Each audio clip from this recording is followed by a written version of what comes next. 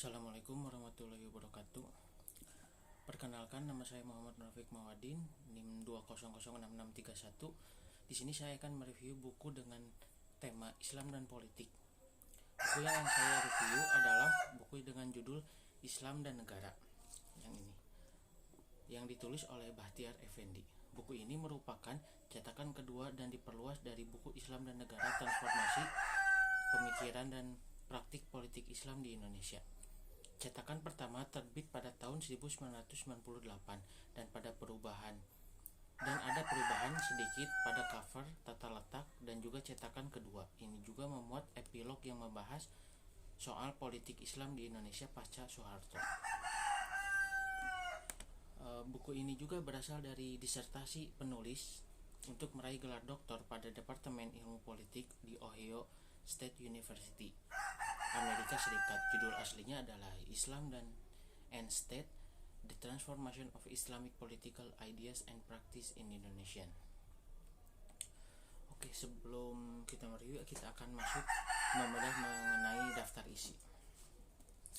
Di dalam buku ini terdapat daftar isinya terbagi menjadi 9 dan 1 bab epilog. Kita akan masuk kepada bab yang pertama. Bab pertama itu membahas mengenai masalah hubungan politik antara Islam dan negara di Indonesia. Dalam bab 1 ini menjelaskan mengenai masalah hubungan politik antara Islam dan negara di Indonesia. Sesungguhnya tradisi pemikiran politik itu kaya, beraneka ragam, dan lentur.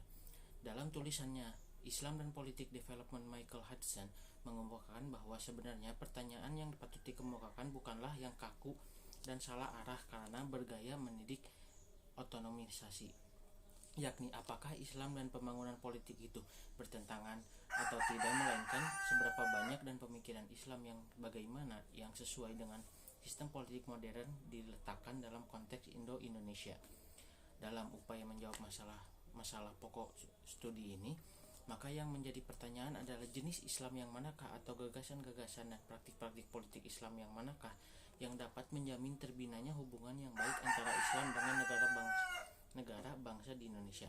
Selebihnya, beberapa asumsi pokok atau yang melandasi respon terhadap pernyataan masalah hubungan politik antara Islam dan negara muncul dan berkembang dari pandangan-pandangan yang berbeda di kalangan para pendiri republik ini mengenai bagaimanakah Islam yang dicita-citakan itu.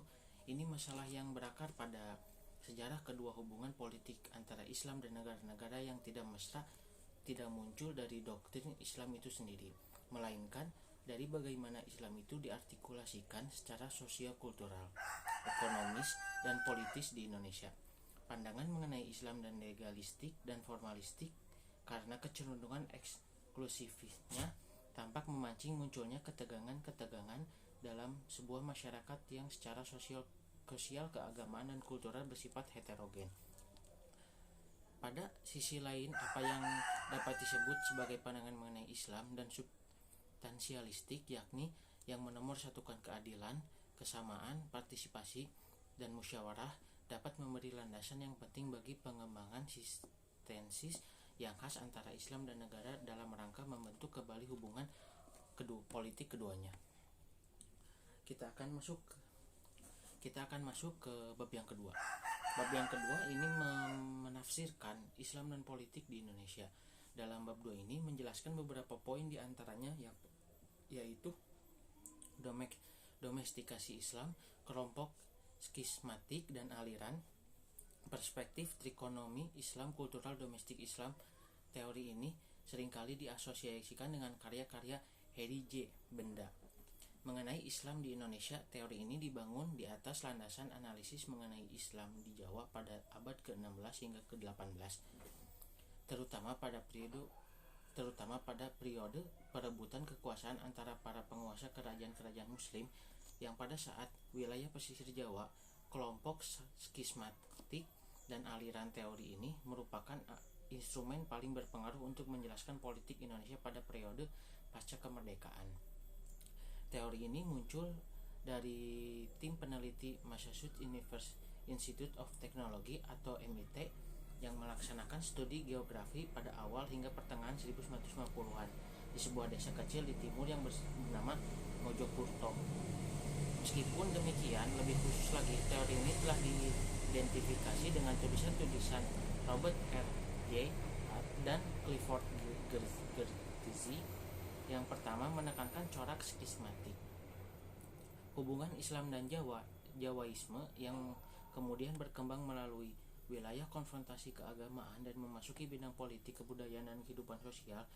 Yang belakangan Clifford Geertz mengembangkan skisma sosial keagamaan ke dalam pengelompokan aliran sosiokultural dan politik. Meskipun demikian, penting untuk kita catat bahwa keduanya mencoba untuk melihat Indonesia dari mikrokosmo Mojokerto dalam sebuah periode di mana konflik-konflik antara partai amat menonjol. Perhatian utama studi-studi Robert J. adalah masalah seisme keagamaan yang menyebabkan seisme politik yang berkembang antara santri dan abangan di pedesaan Jawa Tengah. Upayanya menjelaskan usulan-usulan seisme keagamaan semacam itu, perluasan kemudian ke wilayah non-agama, dan sejauh mana seisme keagamaan itu menyebabkan konfrontasi politik dalam masyarakat Jawa. J. mulai dengan memaparkan corak proses Islamisasi di Indonesia secara umum, khususnya di Jawa, lewat penelitian historis dan analisis serta penafsiran antropologis yang luas. Ia mencatat bahwa sedikitnya ada 2 pola menyertai proses Islamisasi di Jawa. Lalu kita akan masuk ke bab yang ketiga. Di dalam bab 3 ini, penulis menjelaskan hubungan yang tidak sesuai dalam bab 3 ini penulis menjelaskan hubungan yang tidak seserasi sebuah sekte tentang antagonisme. Dalam bab 3 ini menjelaskan mengenai diskursus sistem ekonomi di Indonesia modern, kemerdekaan pasca revolusi, perjuangan demi Islam sebagai dasar ideologi negara. Dalam diskursus Islam politik di Indonesia menjelaskan bahwa kaum muslim juga dan non-muslim pada umumnya mempercayai watak holistik Islam sebagai instrumen Islamiyah untuk memahami dunia. Islam seringkali dipandang sebagai lebih dari sekadar sebuah agama. Beberapa kalangan malah menyatakan Islam juga dapat dipandang sebagai sebuah masyarakat sipil, peradaban yang lengkap, atau bahkan agama dan negara. Yang melandasi rumusan-rumusan ini adalah pandangan yang luas yang diterima bahwa Islam mencangkup lebih dari sekedar sistem teologi dan moral. Lebih jauh, pandangan ini menyatakan bahwa Islam tidak mengakui tembok pemisahan antara yang spiritual, temporal, melainkan yang mengatur semua aspek kehidupan. Sementara pandangan-pandangan seperti itu memang tetap diterima hampir semua orang. Lalu kita akan masuk ke bab yang keempat. Bab keempat ini menjelaskan mengenai pembaruan teknologi atau keagamaan, reformasi politik atau birokrasi, dan transformasi sosial. Ya, dilihat dari perspektif intelektualisme Islam baru, masalah yang dihadapi politik Islam tidak serta-merta menyangkut perkara-perkara praktis, terlepas dari kenyataannya bahwa sebagaimana telah digambarkan dalam bab sebelum-sebelumnya, masa-mas muncul eksekutif dan kronis pergaulan politik. Terdapat keyakinan yang diakui secara luas bahwa jantung persoalannya sebenarnya melalui wilayah praktis tersebut. Dari pendalaman mereka terhadap diskursus intelektual pemikiran politik Islam di Indonesia, khususnya sehubungan dengan gagasan-gagasan mengenai hubungan antara Islam dan negara pada pendukung intelektualisme Islam baru yang telah sampai pada kesimpulan bahwa masalah-masalah yang dihadapi berkaitan erat dengan, jika tidak berakar pada, ada di dimensi-dimensi teologis atau filosofis politik Islam. Dalam pandangan mereka, landasan-landasan dasar teologis atau filosofis tersebut yang pada dirinya sendiri adalah produk pemahaman kaum muslim terhadap doktrin-doktrin keagamaan. Mereka mempengaruhi dan membentuk gagasan praktik politik muslim, khususnya generasi yang lebih awal. Setelah itu kita akan masuk ke bab yang kelima. Ya, di bab kelima ini akan menjelaskan mengenai implikasi intelektualisme Islam baru. Dilihat dari perspektif keagamaan yang telah luas, sesungguhnya tidak ada perbedaan besar antara aspirasi para pemimpin Islam politik yang awal dan generasi pemikiran dan aktivis Islam politik yang baru tumbuh ini. Bila dibandingkan dengan si kaum Calvinis yang jalannya menuju kapitalisme ekonomi dimotivasi oleh prinsip beruf atau panggilan keagamaan. Sebagian besar kiprah politik kedua generasi muslim yang berbeda ini didorong oleh ajaran Islam yang sama, misalnya paham yaumur abin al-ma'ruf wal yaumun al-munkar, atau mengajukan perbuatan yang baik dan mencegah perbuatan yang buruk. Di samping itu, bisa pula dikatakan bahwa cita-cita utama mereka seperti terlihat dalam pemikiran dan aksi sosial politik mereka tampak mengacu kepada realisasi diktum-diktum Al-Quran, terutama gagasan tentang yang negeri yang baik dan Tuhan mereka yang Maha Pengampun. Dalam konteks khusus ini bisa dikatakan bahwa kedua generasi intelektual muslim itu sangat berorientasi kepada Al-Quran, setidaknya secara teoritis. Ini dalam mengartikan bahwa gagasan-gagasan dan praktik politik mereka terkait dengan jika tidak berasal dalam nilai-nilai Islam. Lalu kita akan masuk ke bab yang ke-6. Di dalam bab ke-6 ini, penulis menjelaskan melampaui partai dan parlemen meninjau kembali pendekatan politik Islam. Pendekatan politik Islam dewasa ini seperti yang dilakukan pendekatan politik Islam dewasa seperti yang belakangan dikembangkan oleh generasi baru kaum intelektual dan aktivis muslim cenderung semakin inklusif dan integratif. Watak inklusif atau integratif pendekatan tersebut khususnya tampak dalam yang pertama, cara para pemikir dan aktivis Islam politik sekarang mengekspresikan gagasan sosial politik mereka, dan yang kedua, bagaimana mereka berusaha merealisasikan tujuan-tujuan sosial politik tersebut. Lalu kita akan masuk ke bab yang ke-7. Di bab yang ke-7 ini, penulis menjelaskan mengenai sumber dukungan dan hambatan intelektualisme Islam baru seperti yang ditunjukkan dalam paparan-paparan terdahulu. Tujuan utama intelektualisme baru adalah mengembangkan sintetis yang pada antara Islam dan negara. Sementara dapat dikatakan dengan aman bahwa seluruh pendukung intelektualisme Islam baru sama-sama menyepakati tujuan utama di atas. Strategi dan taktik yang dikembangkan mereka dalam mencapai tujuan tersebut amat beragam.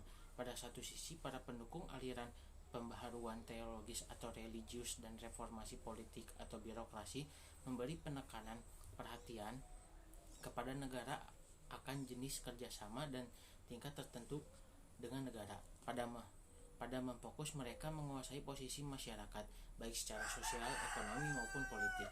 Terutama karena perbedaan-perbedaan di atas, maka masing-masing aliran intelektualisme Islam baru tersebut harus dihadapkan dengan sumber-sumber dan hambatan-hambatan yang berbeda. Mau kenyataan ini menimbulkan dinamisme internal dalam gerakan ini, pada gilirannya memunculkan pertanyaan-pertanyaan sekitar. Yang pertama, keuntungan komparatif masing-masing kecenderungan intelektual, dan yang kedua, kecocokan satu sama lain mencapai tujuan pokok bersama. Di dalam bab 7 ini juga penulis memberi paparan mengenai corak perbedaan dan benturan di kalangan para pendukung generasi pemikiran dan aktivis muslim baru ini dengan melihat sumber-sumber dan hambatan-hambatan yang harus dihadapi masing-masing aliran.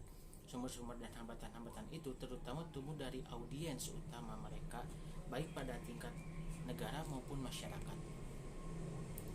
Lalu kita akan masuk ke bab yang 8. Di dalam bab 8 ini membahas mengenai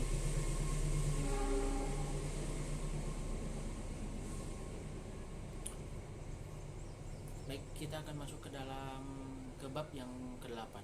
Di dalam bab 8 ini membahas mengenai tanggapan akomodatif negara, yang dimana di dalamnya terdapat bukti-bukti akomodasi, kekuatan-kekuatan ke arah akomodasi dan integrasi dan sektarianisme. Penulis berusaha untuk mengidentifikasi beberapa bukti yang mungkin menunjukkan munculnya kebijakan-kebijakan negara yang akomodatif terhadap Islam. Di samping itu, bab ini juga melihat secara lebih dekat jenis-jenis dan bentuk-bentuk akomodasi tersebut untuk memperoleh gambaran mengenai signifikasinya yang nyata dan untuk mempertimbangkan kemungkinan konsekuensi-konsekuensi yang telah jauh di masa depan.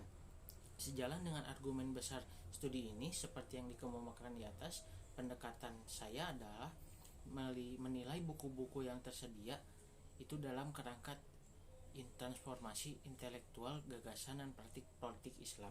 Dengan demikian, penelusuran ini diharapkan dapat memperhatikan bahwa upaya-upaya akomodasi negara tersebut bukan merupakan langkah untuk mengorientasikan diri ke Mekah, bukan pula kebaikan negara terhadap Islam politik, melainkan mencerminkan terwujudnya landasan yang berarti betapapun simbolisnya bagi berkembangnya hubungan politik yang mesra dan saling melengkapi antara Islam dan negara.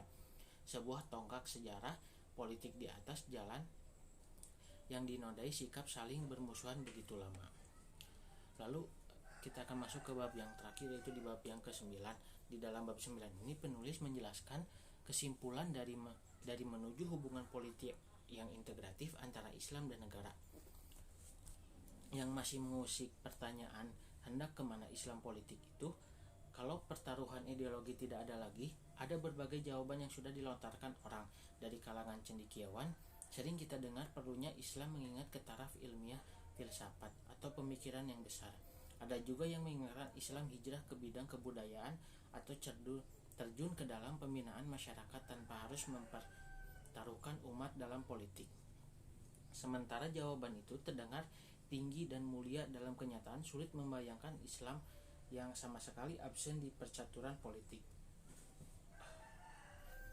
Akar Islam yang mendalam di kalangan massa mau tidak mau akan menimbulkan semacam harga politik. Cukup banyak perantara yang akan mencari titik temu yang layak antara permintaan dan penawaran.